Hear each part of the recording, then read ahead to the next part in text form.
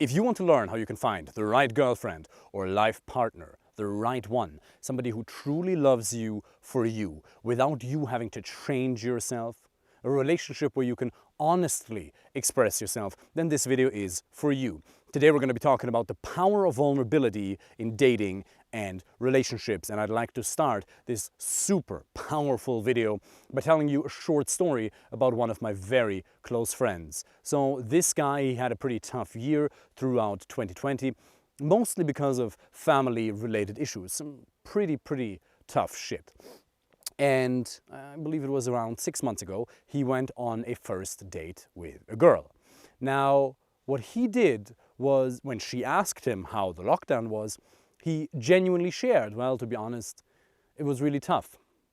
And I believe it was 3 weeks ago or so when we visited him, and she told the story that she usually doesn't have sex with a guy on the first date, but with him it was kind of different. We realized what he did, or I realized what he did. What he did was he shared vulnerability. He showed himself in a very vulnerable way. Now the problem when I'm saying this is most men will interpret showing vulnerability in the mainstream kind of way. Most men will falsely interpret it as showing weakness, being negative, sharing emotional trauma you might have experienced. And it's none of that. Vulnerability can be insanely powerful, not to get women to have sex with you on the first date, but to be able to establish a certain degree of intimacy early on, because establishing intimacy, verbally as well as physically, in a respectful way, is very important for her to want to meet you again for a second date. If you're not able to create a degree of connection, that's what this video is about, connection, not just attraction, which is your first job, but also connection, she's just not going to want to meet you again for a second date. So let's look at what's going to happen if you don't establish a degree of connection, and vulnerability is a tool for that. Well, she's not going to want to meet you again for a second date because there's a lack of connection and therefore a lack of trust. Okay? Because establishing attraction over the interaction, displaying your value as a man by creating emotions and emotional spikes in her, is the first step. But if you only do that, she might want you, but she might not trust you. And if she doesn't trust you, there's no chance in hell you're going to be able to have a healthy relationship. Now, what is a good way of sharing vulnerability? A good way of sharing vulnerability could be sharing work-related struggles. Well, to be honest, it's been kind of stressful. Sharing the fact that your pet dog may have died 2 weeks ago and that's actually really tough for you. You know, honestly, authentically. And what I'd like to emphasize is, yes, vulnerability is a technique, but much more it's an attitude. It's a mindset. Being able to share yourself authentically and effectively. It's really important that you allow yourself to tap into some of those, I don't want to say weak parts, but kind, vulnerable parts in you, even throughout an interaction with a lady that you may be very attracted to on the first date when there is nervousness. Because again, if you either don't show vulnerability or in the wrong way, she's not going to trust you. Now please do not go and unveil your most hardest times that you may have encountered over the course of your life. This is not supposed to be a therapeutic session. You're not supposed to use her as your therapist or vice versa. You still have to keep in mind that 80% of the date is going to be fun and playful and silly, and 20% is going to be serious and logical and sharing vulnerability. Now, these proportions may shift depending on the individual. For me, it's probably going to be 80-20. Maybe for you, it's more like 60-40, 70-30.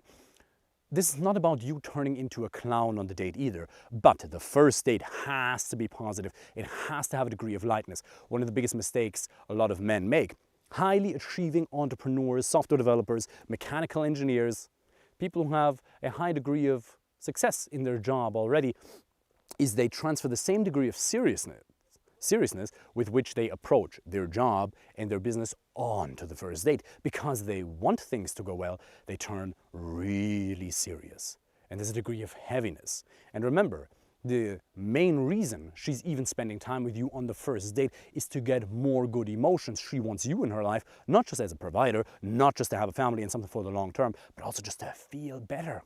Having you in her life is supposed to feel better than not having you around. Quick little story. When I was in Dubai a couple months ago visiting a client of mine, we were doing some work over there.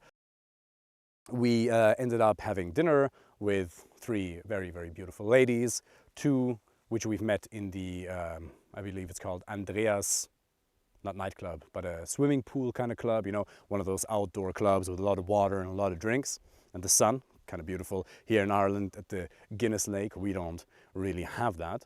And another one that we met in the Dubai Mall. So anyway, we're at dinner, and all 3 ladies were invited. They didn't necessarily know of each other's presence, but they befriended each other on the date. There was a degree of healthy competition perhaps, or at least it was a fun social get-together.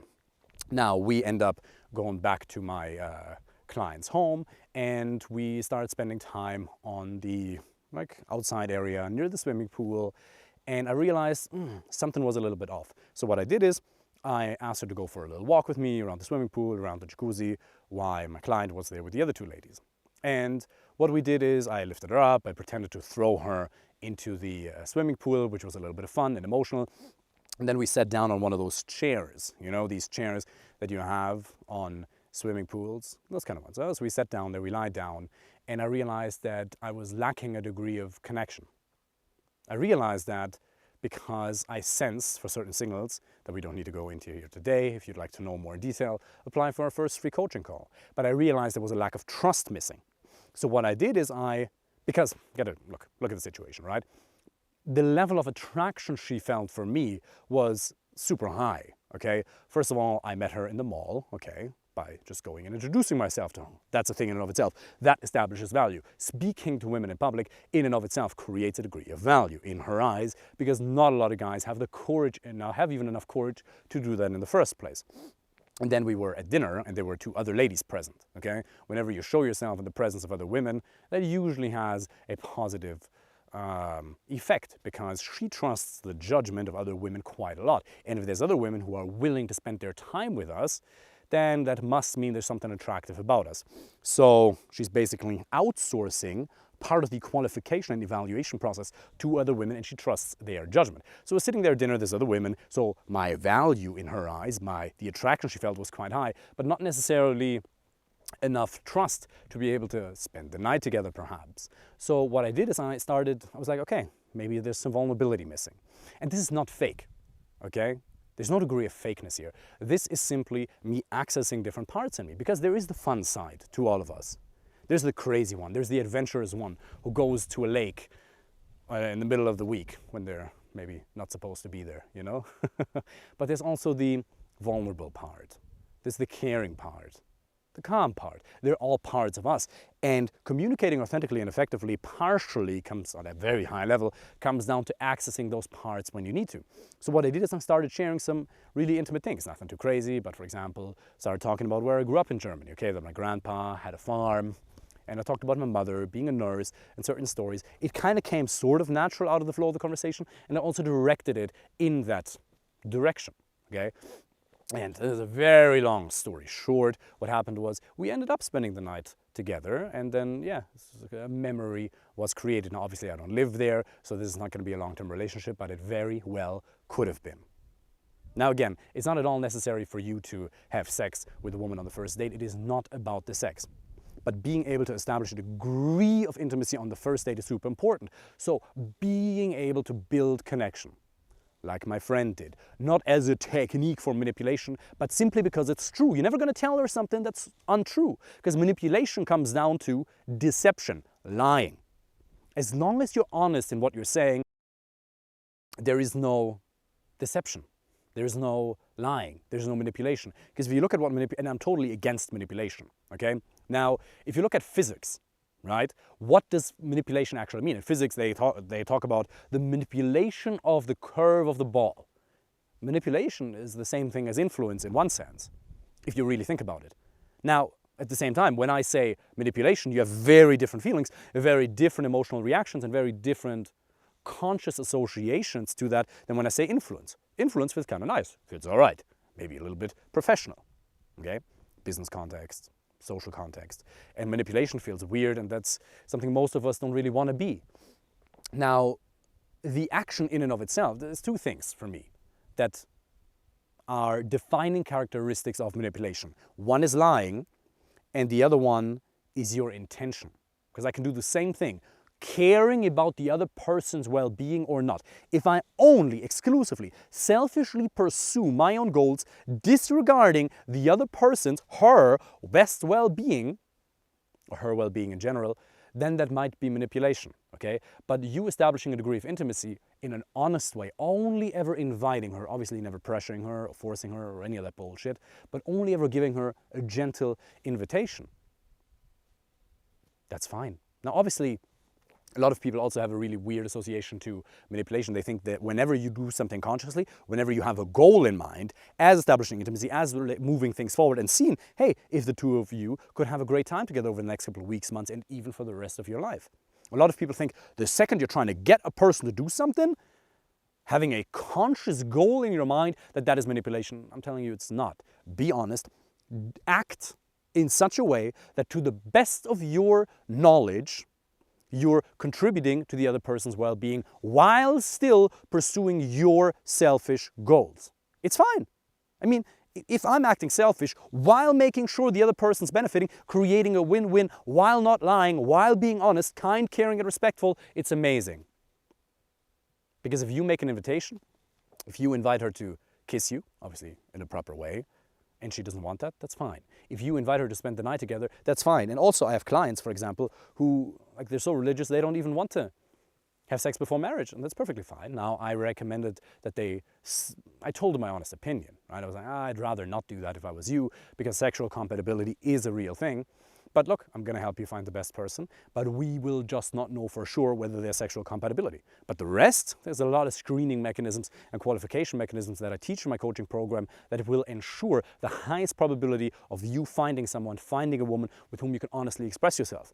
And the last reason vulnerability is so important is because if you always have to change yourself or pretend to be somebody you're not just to get her, just to have sex with her, yeah, what good is that? Do you want to be constantly changing yourself, or do you want to honestly be able to nerd out about Star Wars, Harry Potter, coding, mechanical engineering, building businesses, whatever your nerdy hobbies are? You're supposed to be able to do that, and there's supposed to be a natural degree of compatibility. So, what I don't want you to take away from this video is the idea of manipulation, because that is not it. But sharing vulnerability, like my friend did, saying, look, to be honest, lockdown was kind of tough. That's it. Share it, okay? Now, obviously, 80% of the day it was still attraction, building, connection, fun, joy, playfulness, okay? That's really important. You have to learn these things. And then add vulnerability. Vulnerability alone is not going to do anything for you. The mainstream tells you, just be vulnerable. Just share what you really think, what you really believe. Yeah, but the problem is you're missing out on the element of connection and attraction. And then somebody else is going to spend time with her because he's just more convincing. He's communicating his personality more fun. I'm just standing on a bit of a hill here. That's why I'm kind of moving back and forth. In other words, he's going to get her. And you won't. It's not about the value of your soul, as Tony says, but it's about the value of you in the marketplace. Now, Tony refers to that in business, but it's absolutely true. Same in dating. It's not about the value of your soul or how valuable you are as a person or what gifts you carry inside you, but it's about your value in the dating marketplace. And value is partially inherent, how actually, like what you actually have to bring to the table. But if you're a mechanical engineer, software engineer, business owner, or whatever kind of job you do have things, not things, but skills, life circumstances and abilities that make life worth living with you.